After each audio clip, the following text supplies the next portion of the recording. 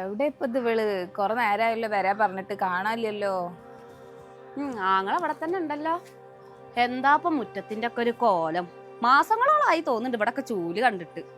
എന്ത് ഉമ്മാടെ കുട്ടി നേരം വൈകി? ഒന്നും പറയണ്ട അമ്മ, വിചാരിച്ച നേരത്ത് വരാൻ വേണ്ടിട്ട് നോക്കിയതാ, പറ്റിയില്ല. പിടിപ്പത് പണിയുണ്ട് അവിടെ. എന്റെ കുട്ടി അവിടെ പണിയെടുത്ത് ആകെ ക്ഷീണിച്ചിരിക്കുന്നു, കാണാൻ വയ്യ. കേറി വരി. ഇത്തത്തെ എപ്പോഴാ വന്ന്?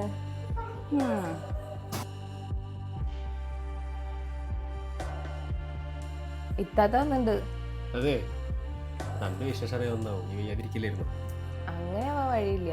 ഞാൻ എപ്പോഴേ വന്നു വെച്ച് പിന്നീടൊന്നും മിണ്ടിയിട്ടൊന്നുമില്ല. എന്തപ്പോ ഉമ്മാടെ കുട്ടി തപ്പണേ? ഇവിടുത്തെ ചൂല് എവിടെ അമ്മ? എന്തിനപ്പോ വന്ന പാടാ എനിക്ക് ചൂല്?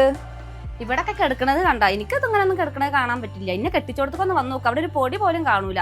റബ്ബേ, ഒരുത്തിനെ അവിടെ കെട്ടിക്കൊണ്ടുവന്നിട്ടുണ്ട് ഷോക്കേസിൽ വെക്കാൻ വേണ്ടിയിട്ട്. എന്റെ കുട്ടിക്ക് അവിടെയും പണി ഇവിടെയും പണി.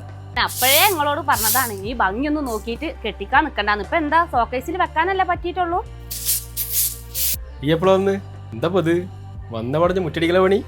ഇതൊക്കെ മരുമക്കള് ചെയ്യേണ്ട പണിയാണ്. മരുമക്കള് ചെയ്തിട്ടില്ലെങ്കിൽ ഞങ്ങൾ മക്കള് ചെയ്യണം.